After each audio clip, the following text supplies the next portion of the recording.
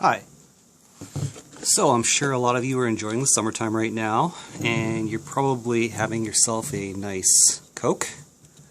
Problem is, sometimes you can't always finish the whole thing in one go, and as a result, whatever's left in your soda bottle gets flat.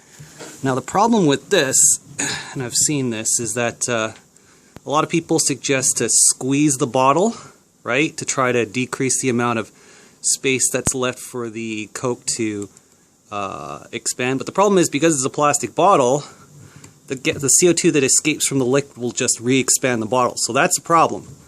So the idea is, alright, we need to decrease the amount of space the gas can expand into, but the problem with the bottle is we need some sort of external pressure to keep it, small, and sticking your hand in the fridge and squeezing on the bottle is probably not a great idea. So what you can do is this, right? A couple rubber bands, and this will work for a larger bottle as well. It doesn't necessarily need to be a small bottle. You probably just need, stronger rubber bands, but it works ideally for a small bottle.